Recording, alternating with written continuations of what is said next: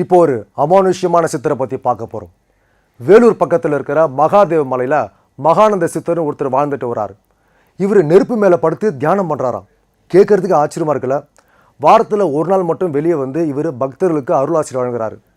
இவர் எது வாரத்துக்கு ஒரு நாள் வெளியே வரணும்? மற்ற நாளாக குகைக்குள்ளே என்ன பண்ணுறாரு? அதனுடைய மர்மத்தை தெரிஞ்சுக்கலாம்.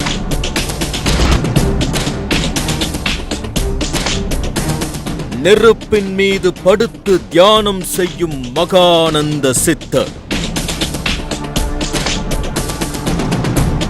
வாரந்தோறும் சிவன் சிலை மீது அமர்ந்து ஆசீர்வாதம்.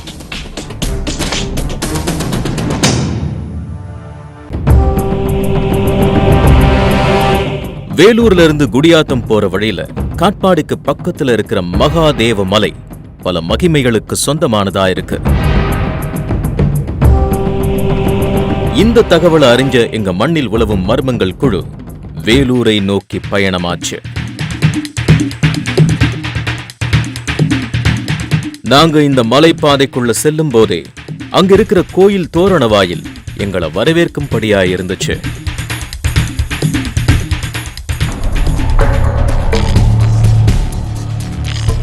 அதிலும் குறிப்பா இந்த மகாதேவ மலை குகையில வாழ்ந்து வரும் மகானந்த சித்தருங்கிறவர் தினமும் நெருப்புல தியானம் செய்வதோடு வாரந்தோறும் இவர் கொடுக்கும் ஆசீர்வாதத்துக்காக பலர் அங்க கூடுவது வாடிக்கையா இருந்துட்டு வருது.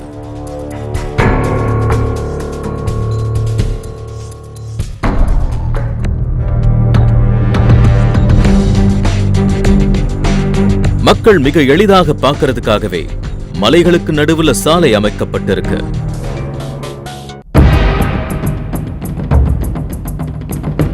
மகாதேவ மலையில மூலவராயிருக்கிற இந்த மகாதேவ சுவாமி சிவனும் காமாட்சி தாயாரும் பாண்டியர் ஆட்சி காலத்துல ஒரு வணிகரால கட்டப்பட்டிருக்கு.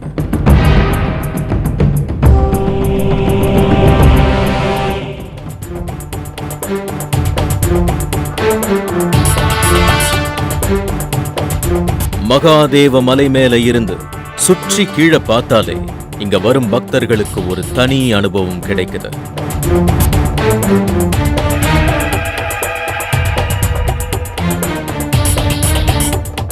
இந்த மலை ஏறும் இடத்துல ஒரு பிரம்மாண்ட பொற்குளமும் வெயிலே படாத சுனையும் காணப்படுது.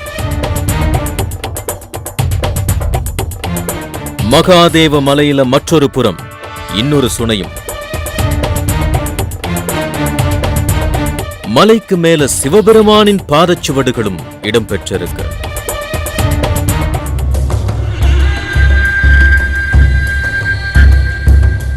இங்க இருக்கிற மகாதேவ சாமியோட சிவலிங்கத்துக்கு எதிரே உள்ள சிறிய நந்தி சிலை அங்குள்ள பாறையை கொண்டே செதுக்கப்பட்டிருக்கு.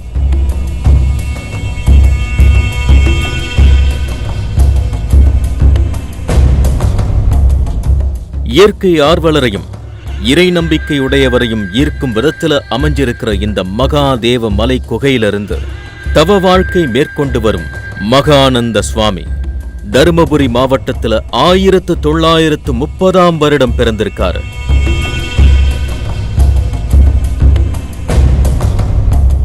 பல ஆண்டு காலமா அன்னம் தண்ணி எதுவும் எடுக்காம குகையில இவர் தவ வாழ்க்கை வாழ்ந்துட்டு வராரு. இளமை பருவத்துல மஞ்சள் வியாபாரியா இருந்த இவர் 35 வயதிலிருந்தே அதீத ஆன்மீக ஈடுபாடால தமிழகத்துல பல கோயில்களை புதுப்பிக்கும் பணியில ஈடுபட்டு வந்திருக்காரு.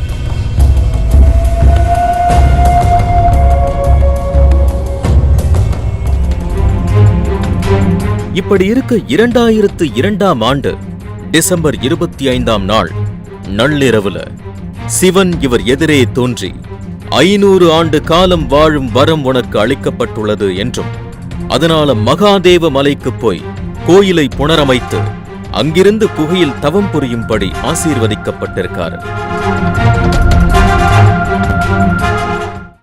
இதனால இங்க வந்து மகாதேவ சாமியையும் காமாட்சி தேவியையும் அதனை சுற்றியிருக்கும் பரிவார தெய்வங்களையும் புனரமைக்க ஆரம்பித்த மகானந்த சுவாமிகள் தன்னை ஒரு 19வது சித்தர் அவதாரம்னே குறிப்பிடுறார்.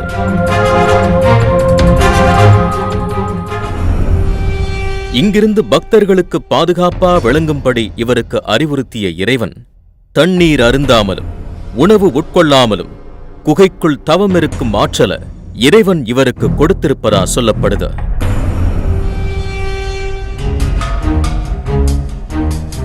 அது மட்டுமா, மகானந்த சுவாமிகள் சுவாசத்தையே உணவாக எடுத்துக் கொள்வார் என்றும் ஒவ்வொரு நாள் காலையும் நெருப்பில் படுத்து தியானம் செய்வதாகவும் அந்த அற்புத காட்சியை காண்பது அரிது என்றும் சொன்னார்கள்.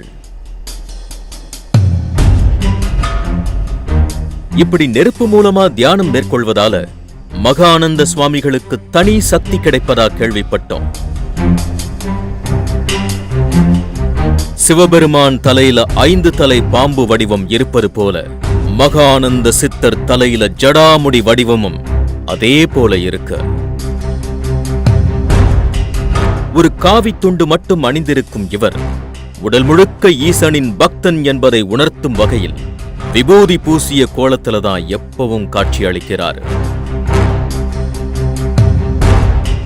இத்தகைய தனிச்சிறப்போட இருக்கிற இந்த சித்தர் வாரந்தோறும் வியாழக்கிழமை தினத்துல குகையிலிருந்து வெளியே வந்து காட்சி அளிப்பது வழக்கமாய் இருந்துட்டு வருது.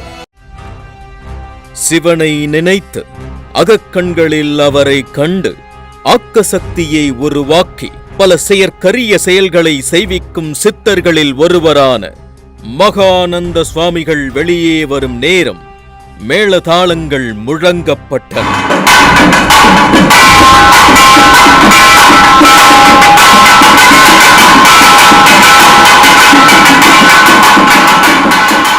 அதே போலவே வியாழன்கிழமை பகல் 2 மணிக்கு வெளியே வந்த மகானந்த சுவாமிகள் முதற்கட்டமா ஆலமரத்து அடிவார குகையில இருக்கிற குரு பகவானுக்கு அர்ச்சனை செய்ய பக்தர்கள் அந்த காட்சிய பக்தி பரவசத்தோட கண்டு களித்து தரிசனம் செஞ்சாங்க.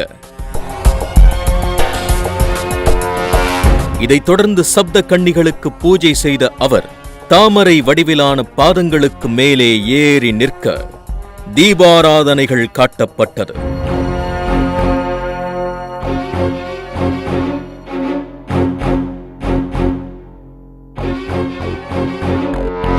அப்போ மகானந்த சுவாமிகள் அங்க வந்திருந்த பக்தர்களுக்கு ஆசீர்வாதம் வழங்கினார்.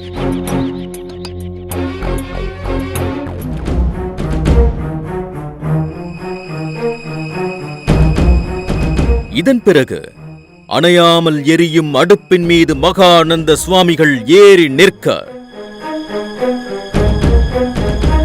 அங்கு குழுமியிருந்த பக்தர்கள் சரவெடி போல 500க்கும் மேற்பட்ட தேங்காய்களை அங்கே உடைத்த காட்சி வேறு எங்கேயும் பார்க்க முடியாத வகையில் இருந்தது.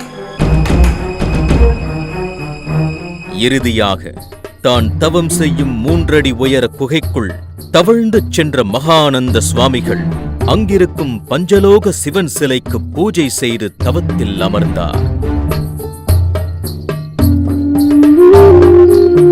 இனி அடுத்த வியாழக்கிழமைதான் மகானந்த சுவாமிகள் குகையிலிருந்து வெளியே வந்து காட்சி அளிப்பார். திருவண்ணாமலைக்கு அடுத்தபடியா பலராலும் போற்றப்படும் இந்த மகாதேவ மலையும் மகானந்த சுவாமிகளும் உலக மக்கள் உய்வித்து வாழ ஒரு வழிகாட்டும் சக்தியா விளங்கிட்டு வராங்க. மீண்டும் இது போன்றதொரு நிகழ்ச்சியில் சந்திப்போம்.